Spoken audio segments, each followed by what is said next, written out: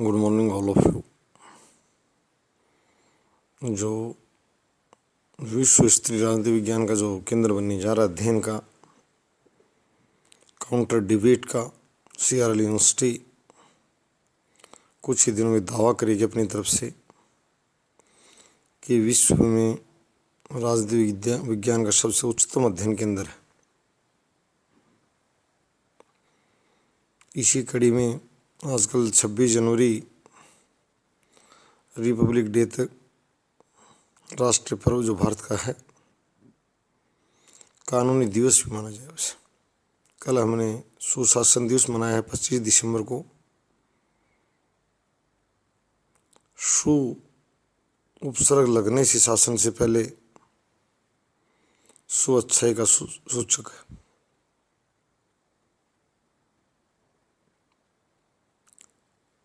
ये बिल्कुल ज़रूरत है और प्रधान आवश्यकता है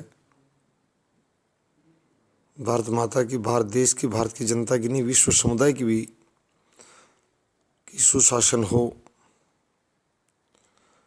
सच्चाई और अच्छाई बढ़े, बुराई और झूठ का पतन हो।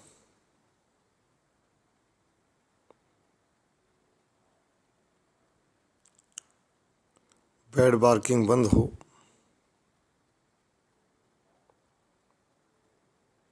भारतीय राजनीति तरफ में आऊँगा अभी सुशासन की कड़ी में। यहाँ का व्यक्ति बड़ा बुद्धिजीवी और श्रमशील माना जाता है विश्व स्तर पर। विदेशी राष्ट्र मानते हैं कि वहाँ के बच्चे बड़े अध्ययनशील हैं, और किसी ने कहा था जहाँ पढ़ाई है वहाँ सब कुछ है। कभी रहीम ने तो कहा था कि पानी है वहाँ सब कुछ है, रहीमन पानी राखी, बिन पानी सब सून। पर आज के जो राष्ट्राध्यक्ष हैं इस ज़माने के, वो सभी अपने बच्चों से कहते हैं, राष्ट्र के बच्चों से, कि पढ़ लो, आगे वही देश जाएगा, वही राष्ट्र जाएगा, वही कंट्री जाएगा जहाँ जितने पढ़े लिखे बच्चे होंगे, जितना उनका उच्चतम स्तर होगा, highest achievements in the field of education. तो भारत पढ़ाई का केंद्र है, गढ़ है, इसमें कोई दो राय नहीं है। अब मैं राजनीति विज्ञान की तरफ उसी तरफ आऊँगा कि सुशासन और सच्चाई की तरफ आऊँगा। हमने ये एक अभियान भी चला रखा है चैनल ने कि rise reputation of the mother India, और ये 26 जनवरी तक जारी रहेगा। लाखों करोड़ों जितने भी संदेश प्रचारित और भेजे जा सकेंगे, उसके लिए सघन प्रयास चल रहा है। यूनिवर्सिटीज में भेजने का, दूसरे संस्थानों में भेजने का, मंत्रालयों में भेजने का, ताकि लोग जी जान से जुटे। कुछ बातें बताएगी उसमें कैसे रेपुटेशन में भी इजाफा कर सकते हैं। उसी कड़ी में मैं आज भारतीय राजनीति तरफ अब कन्वर्ट कर रहा हूँ। कुछ दिन पहले 30 साल से एक शब्द सुनते आ रहे हैं, क्रिकेट घोटाला, भूमि घोटाला। पहले कुछ अलग दल के लोगों ने दूसरे दल की एक वरिष्ठ नेत्री के पति पर आरोप लगाया था।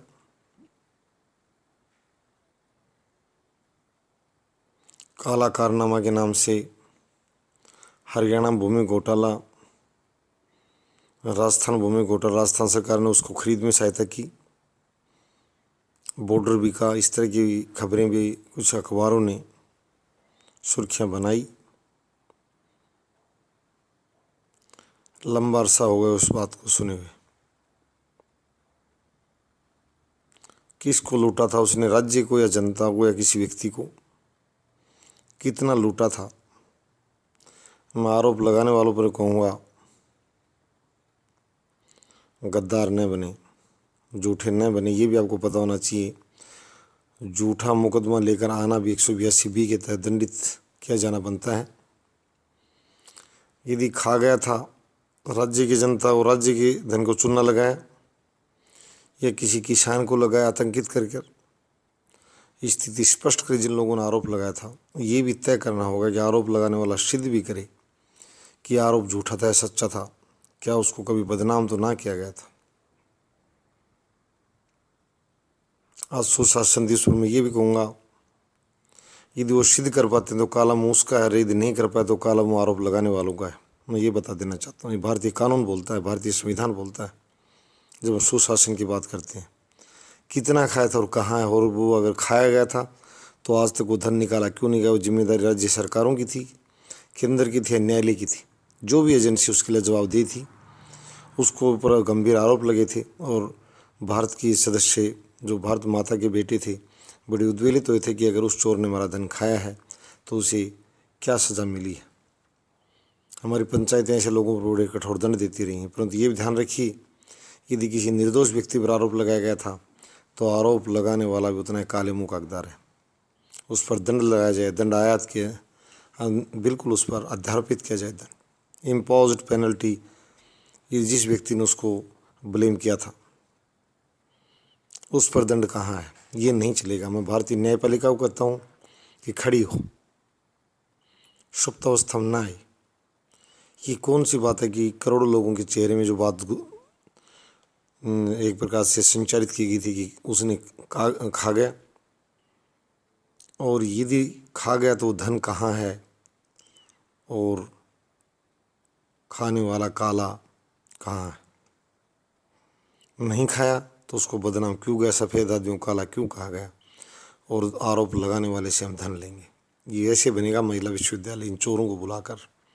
दोनों में से एक चोर था, दोनों निर्दोष नहीं हो सकते। मैं माननीय अदालतों से भी कहता हूँ, डिस्पोज ऑफ अकेला नहीं होता।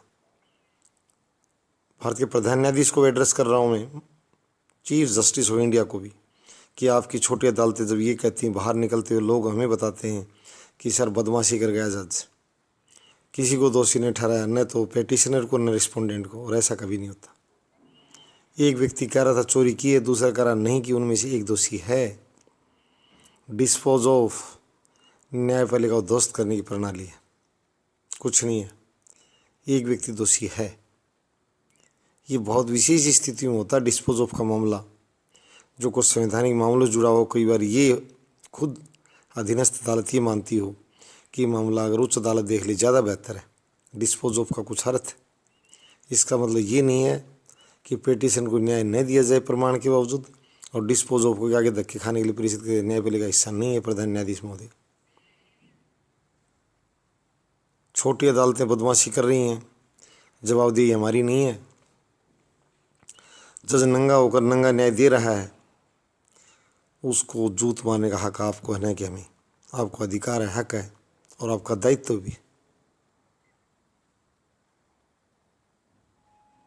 बहादुर सिपाही के पिता की हत्या हुई थी, सेशन साहब ने आजीवन कारावास सुनाया था उन लोगों को जिन्हें नंगे होकर जानबूझकर उस फैसले को बदल डाला, जो आज भी चर्चा का विषय बना हुआ है। 2 करोड़ पंजाब और हरियाणा उच्च न्यायालय की न्यायाधीशा पर जो आरोप लगा था, कहाँ हो जज और कहाँ हो 2 करोड़? ये जवाबदेही सुशासन दिवस के दिन इस प्रधान न्यायाधीश, प्रधान न्यायपालक की बनती है। उसके हम जूत मारेंगे सड़क पर नंगे करके तो लोग हमें कहेंगे कि तुमने कानून हाथ में लिया है। इसलिए भगत सिंह के छोटे भाई बैठे हैं भूखे भेड़िए की तरह उस गंदगी को खाने के लिए, उस गंदगी को जलाने के लिए। प्रधान न्यायपालक से मैं प्रार्थना करता हूँ, विनती करता हूँ सुबह प्रार्थना सभा में कि इस तरह की नंगी व्यवस्था को कपड़े पहनाएं। बलविंदर शर्मा पंजाब और हरियाणा उच्च न्यायालय का न्यायाधीश जो रजिस्ट्रार कार्य कर रहा था, सुनीता मामले में गंभीर अपराध का दोषी था, कौन सी अदालत ने सज़ा सुनाई है? जनता को बताई जाए। नंगी व्यवस्था नहीं चलेगी। सऊदी अरब की व्यवस्था वो लोग आयातित कर रहे हैं।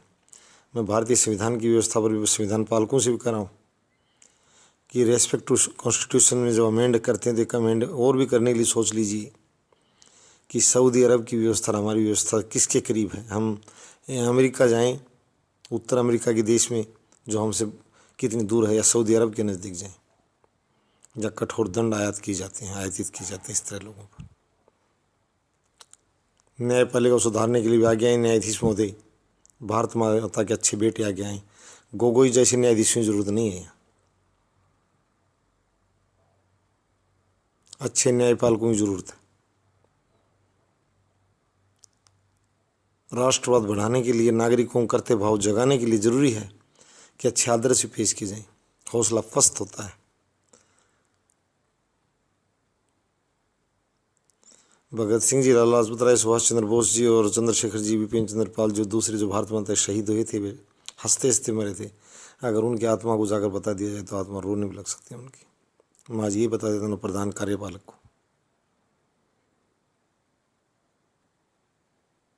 कभी ये न कह डालें कि ये नंगे तो उन नंगों से भी खराब है, तब क्या मुँह रहेगा तुम्हारा, किसको दिखाओगे तुम। व्यवस्था सुधरे। कल जिस महिला पति को लोग चोर बता रहे थे, कल वो भी चिल्ला रही थी लखनऊ में, अयोध्या में भूमि घोटाला हो गया।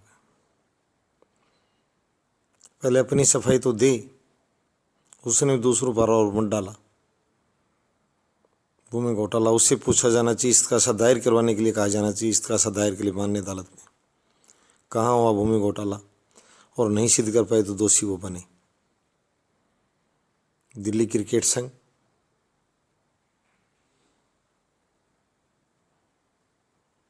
भाई जेटली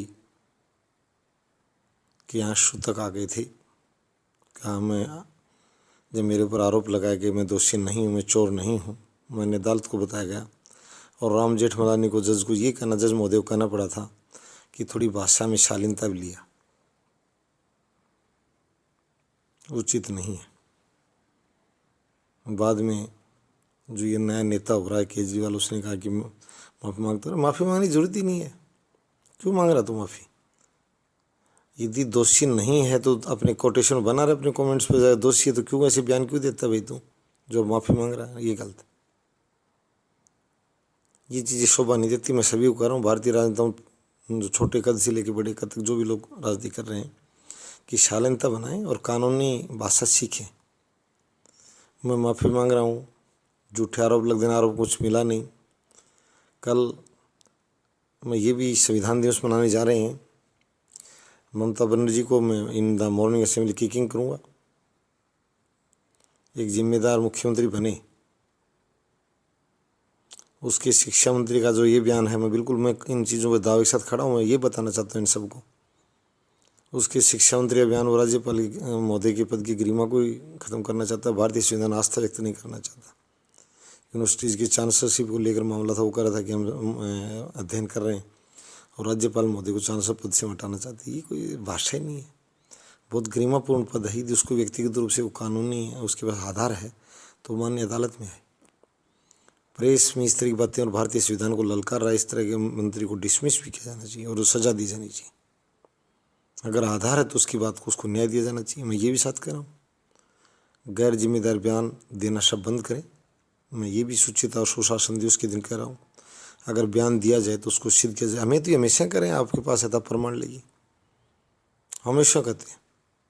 कार्यपालक, न्यायपालक और जो ये दूसरे जो हैं विधायिका वाले, ये कहती प्रमाण लेकर आइए, और ये बगैर प्रमाण के बोल देते हैं, ये गलत बात है। ये अच्छे नागरिक बने, सभ्य नागरिक बने, और उसी बात को कहें जिसका प्रमाण हो। अप्रमाणिक भाषाओं का प्रयोग करके और वोट बटोरने का जो एक लूट, वोट की लूट कुओं से भारतीय नागरिकों से, ये अच्छा नहीं है, और ये नहीं चलने दिया जाएगा। चैनल इसके लिए खिलाफ खड़ा, और इनको बिल्कुल इस तरह की भाषा प्रयोग करने वालों से ये भी कहता है कि भैया मर्यादित आचरण करें।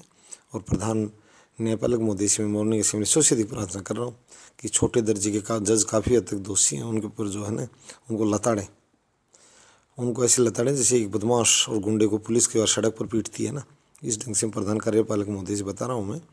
मुझे कभी अवसर दें, बता दूँगा, मेरे पास प्रमाणिकता उपलब्ध है। मैं पहले कहता हूँ कि हम प्रमाण से बोलते हैं, और हम प्रमाण से बोलना ही पसंद करते हैं, परंतु उन लोगों को दंड देने के लिए जो नार्को टेस्ट और वगैरह जो भी हैं, पोलोग्राफिक टेस्ट, उनका प्रयोग किया जाए ताकि पता लग सके रात को इसके रीडर से कौन मिला था और ये रीडर से कब मिला था। ये बहुत बड़ा इशारा दिया मैंने मॉर्निंग असेंबली में कि इसकी रीडर से कौन मिला था और ये रीडर से कब मिला था। ये एक बहुत बड़ा पेज है और मैं 26 जनवरी को जो हम संविधान दिवस, संविधान भारतीय कानून की जो पुस्तक है वो लागू हुई थी, उसको समर्पित करने के लिए बता रहे हैं कि न्यायपालिका का सुदृढ़ होना अति आवश्यक है। और हमारे सामने एक नया प्रश्न भी खड़ा हो गया है। संशोधन की जो बात ही चल रही है, जो संसद बार बार कानून बना रही है, तो एक कानून ये भी देख ले कि भारत की न्यायपालिका जो है वो अमेरिका वाली व्यवस्था कारगर होगी या सऊदी अरब वाली। ये भी नया प्रश्न चिन्ह हमारे सामने खड़ा हो गया। धन्यवाद।